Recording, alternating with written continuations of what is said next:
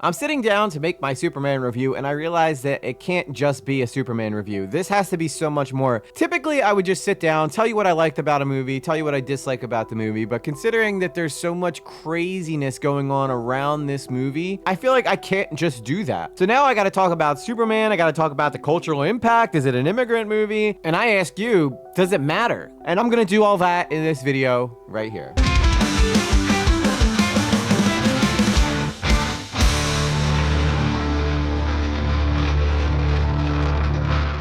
You gotta admit the times we're in right now are pretty weird. You can't just like a movie because you're a shill. You can't just dislike a movie because then you're just a hater. So what is it? Where do you go from there? And do I believe that James Gunn set out to really make the best movie he could? I do. And I actually personally like James Gunn. I think that he's witty. I think he's funny. I really like his quirky sense of humor. To be honest, Guardians of the Galaxy was some of my favorite Marvel movies of all time. I think that the dynamic between the characters in Guardians of the Galaxy were some of the best stuff that the MCU ever put out. So now that you guys know that I'm a big fan of James Gunn and James Gunn's work and his past works, then why do I feel like Superman is an utter and total complete mess?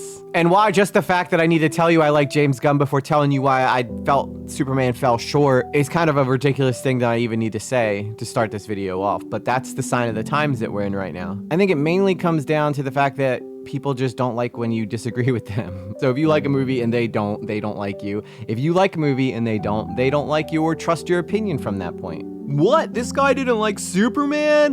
What a total moron. He clearly doesn't understand James Gunn's vision here. I'm gonna tell him about it. What? This guy loved Superman? This guy cannot be trusted to tell me anything moving forward. His taste is clearly influenced by the leftist agenda.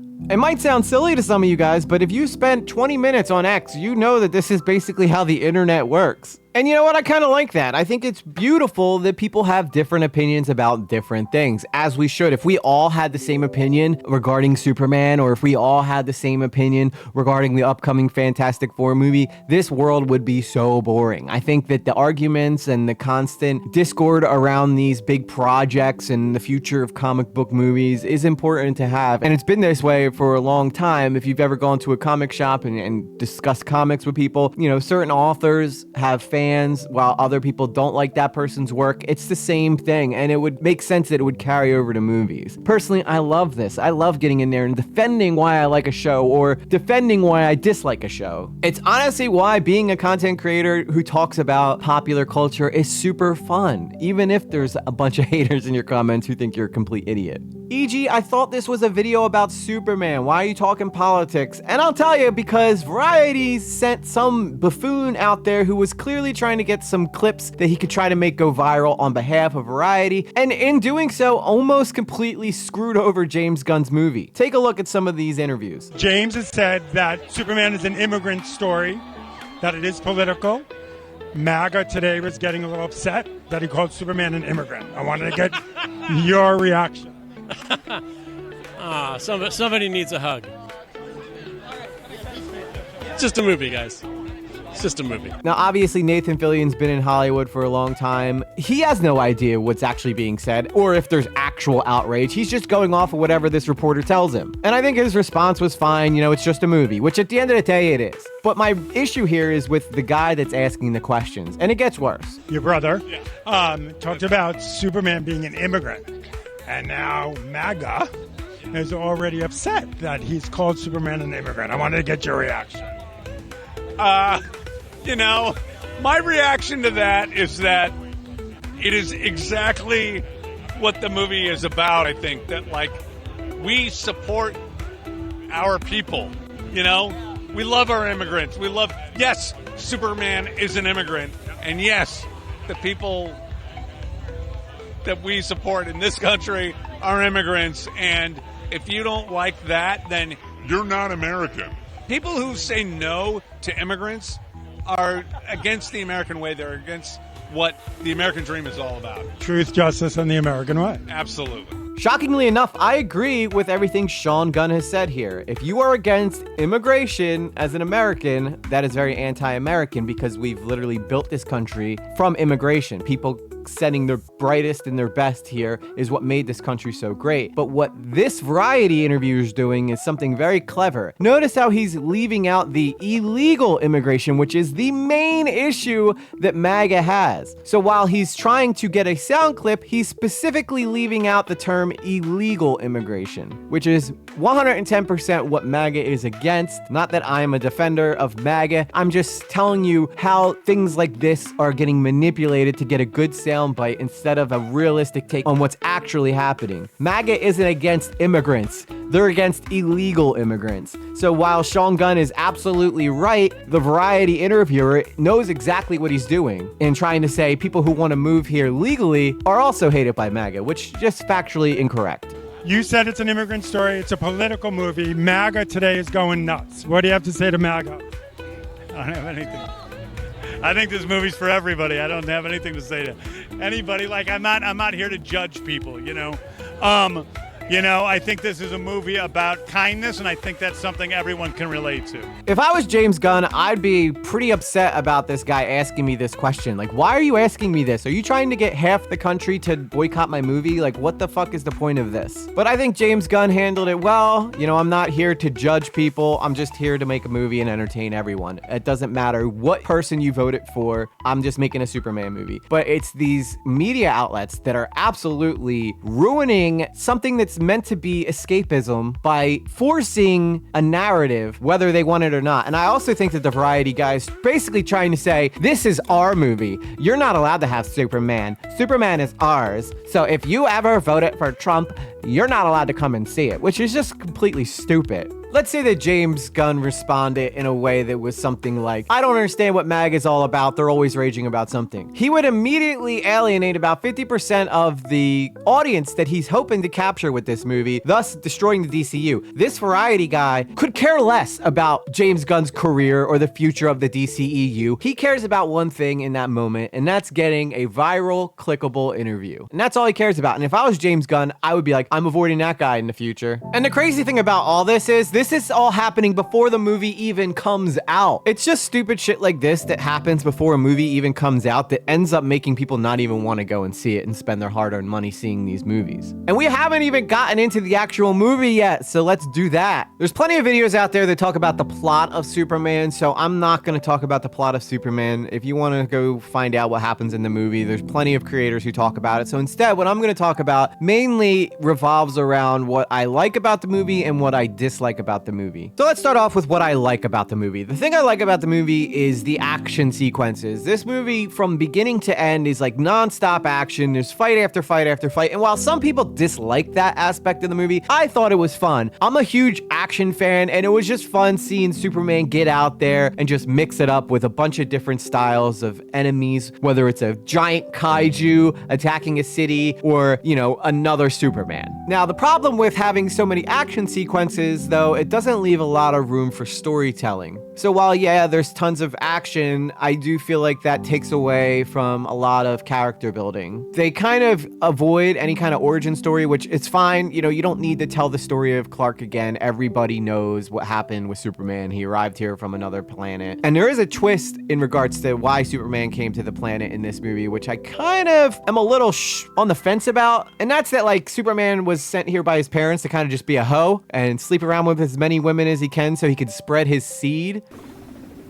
I want girls to love me so I can touch them. And while that's a new take on Superman, I don't know if it's the correct take. Spoiler alert, Superman ends up not being a total hoe. In fact, he really falls in love with Lois Lane, as Superman does, played by Rachel Brosnahan. Epically, I love this take on Lois Lane. And I think that her and David Corenswet have a really good chemistry with each other. I could believe that they were really lovers. And both of them are incredibly attractive people, so I'm not shocked that Superman went after Lois and was like, I could be a hoe, but I'm just gonna be a hoe for Lois. Diving more into the Superman and Lois aspect of this movie, I do feel like they didn't get enough time on screen together. They end up having a moment in the beginning of the movie which sets up the relationship. Superman almost breaks into Lois's apartment and starts making her breakfast for dinner after only 3 months of dating, which if you did that to another girl in this world, she'd probably get a restraining order against you. Just saying. Before you become a hero, you should learn how to be a good human. And in fact, Lois Lane even says that she was going to break up with Clark at one point. And then they end up kind of doing their own thing throughout the whole movie where Superman does one journey and then Lois does another journey. And then they end up reconnecting at the end. But it is Lois's appreciation and love for Clark that ends up saving him. Which in all honesty doesn't make a lot of sense to me because they've only been dating for 3 months. So I don't imagine if this was a realistic take on something of this nature that a woman who was only dating a guy for 3 months would risk her life to try to save him, especially with such high stakes. But, you know, we're talking about Lois and Superman, so there has to be something there. Lois is always bailing out Superman in one way or another. It shows her importance.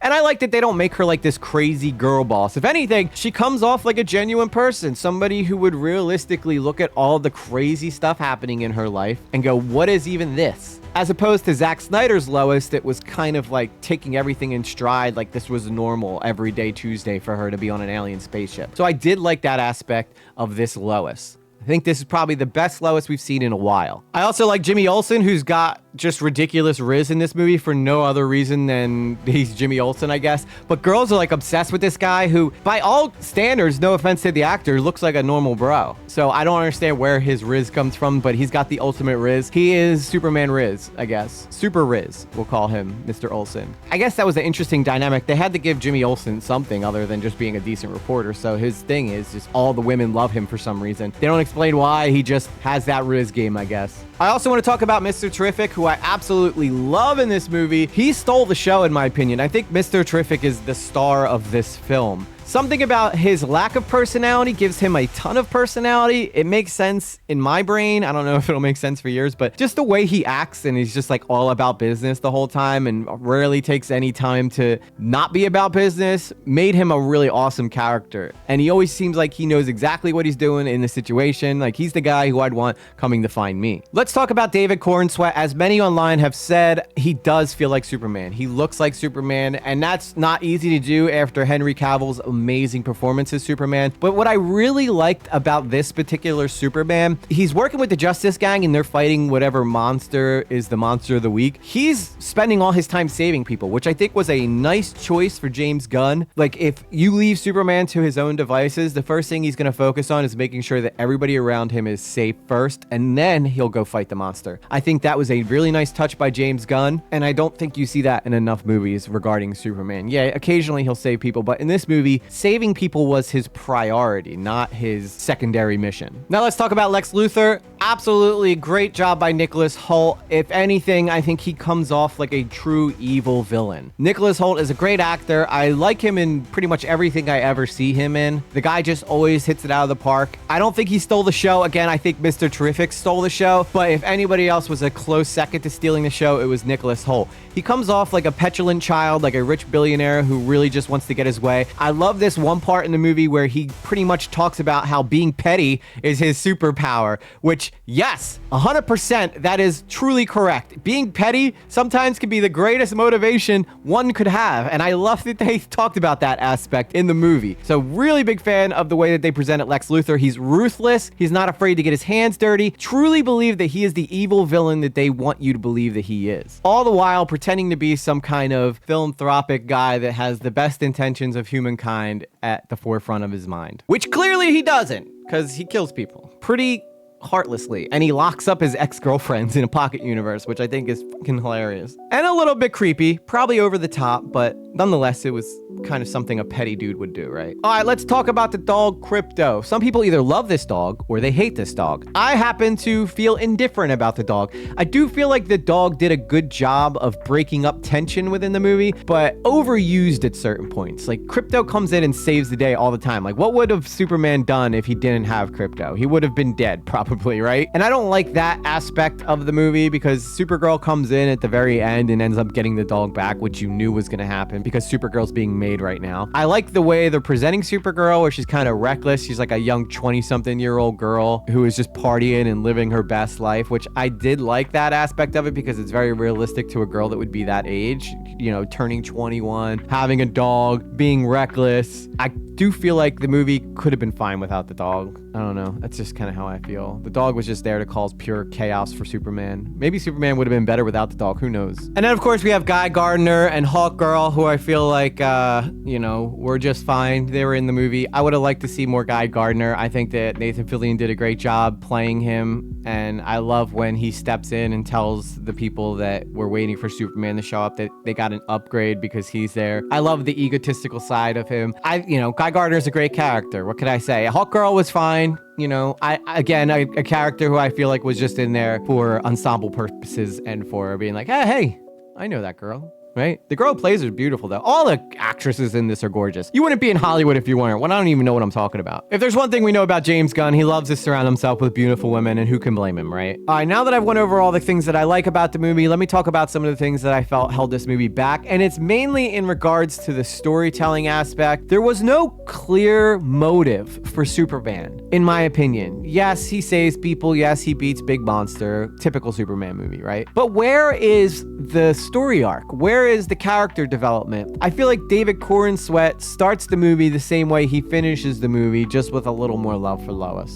and a little better understanding of what it is to be human. I would have loved to have seen a coming to Jesus moment for Superman where he learns a major lesson throughout his journeys, and I just don't feel like we ever got it. And that's because it's just a WWE Royal Rumble of a movie where they're just like, all right, we're gonna take Superman, and we're gonna take Guy Gardner, and then we're gonna take Hawkgirl, and then we're gonna put him up against a kaiju, and then we're gonna put him up against another clone of Superman, and then we'll throw Mr. Terrific in there for good measure. It just felt like chaos. It didn't really feel like it had a clear plot point, for me anyway. And that's okay. If you're going to see Superman because you just want to see him kick ass and take names, you're going to love this movie. But if you're going for a really compelling story, I don't know if you're going to get it. That's the only part that I feel like lacked any real heart.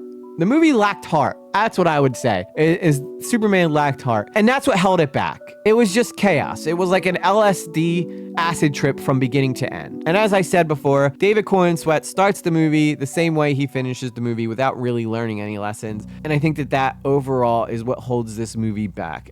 It lacks that Marvel storytelling that you wonder what's going to happen next because of just, Superman being invincible. It's the same problem they have with Sentry now in the MCU, where they're going to have to figure out how to water him down a little bit and not make him this powerful entity that he is. So if I was going to rate this movie, I would probably give it a 6 out of 10 is rated for me. It's a 6 out of 10. The action is what gives it its above average score, but its lack of storytelling is what stops it from getting a 7, 8, or a 9. And very rarely do I give out 10s. 10s would go to like Lord of the Rings or the movie Drive with Ryan Gosling. That movie's amazing. I want to do a video on that movie. I just love bringing it up because that movie is just it's such a pure, epic film. Now, the last thing I want to talk about in this video is something that people are starting to bring up who are bigger creators than me. Let's take Nerdrotic, for instance, who seems to not be a big fan of a lot of the way that things are being made today. But then you have another person like New Rock Stars who seems to be a fanboy about everything that comes out. So Nerdrotic would refer to New Rock Stars as shills because they love everything they see, and he feels like they're not really giving a genuine response to how they view the movie or an actual take on what's being put on screen, as where Nerdrotic likes to be incredibly realistic about the way that he views things and wants people to see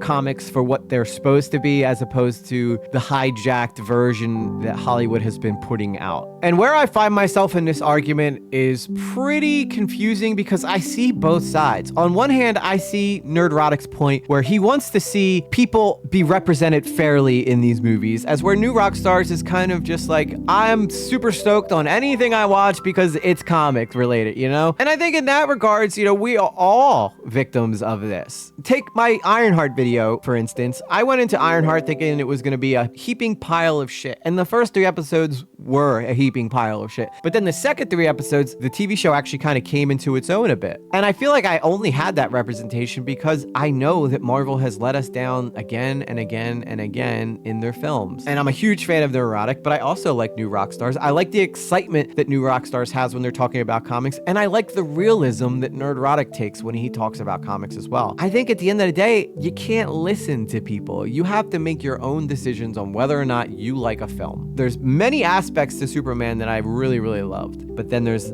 a big gaping hole in that movie in regards to plot. That doesn't mean that I completely hate Superman or I completely love Superman. It just means that I'm not black and white when it comes to Superman. So I just wanted to put my 2 cents into this little conversation going on between shills, or AKA haters or realists. And I don't think it's any fault of their own. I think it's just the sign of the times. It's the culture war that is kind of hijacking almost every conversation out there. I would personally love to see a conversation between Nerdrotic and New Rockstars about the current environment going on in Hollywood in regards to comic book movies. I think that we should make that happen, and I would love to be a moderator for that conversation. I know I'm a nobody, but these guys have been silently taking shots at one another, and I think the best way to resolve this is to have a conversation between the two. I want to hear from New Rockstars why they seem to love everything, and I'd love to hear from Nerdrotic where he thinks they could improve these movies moving forward. Because right now, I would say that people have all-time low expectations for these comic book movies coming out. I think that most people expect Fantastic Four to suck. If I'm being real about it, people are going to think that Fantastic Four sucks. Because one, Pedro Pascal's kind of been insufferable and he's overexposed in the public eye. So that's kind of going to already set that movie back. But with that said, there's a lot of other really great actors who I think can make that movie really good. And I mean, come on, Galactus, right? But these are conversations that a lot of people have kind of avoided. But I think that it's something worth talking about. So if that's something you're interested in me taking a really deep dive into, let me know in the comments. And also let me know in the comments what you loved about Superman. Am I way off base? Did I get my review wrong, or did you guys agree with what I had to say? Who was your favorite character in Superman, and where do you want to see the DCEU go from here? With that said, guys, I really hope that you appreciated this video. I love making them. I'm trying to make my content easier to make so that it doesn't take so long for me to make it. So if you guys enjoy this style of content, let me know. And with that said, guys, I'll see you guys on the next one. In the meantime, guys, take a look at this video I made breaking down the entire history of Lord of the Rings, which is one of my favorite franchises of all time. With that said, guys, peace out.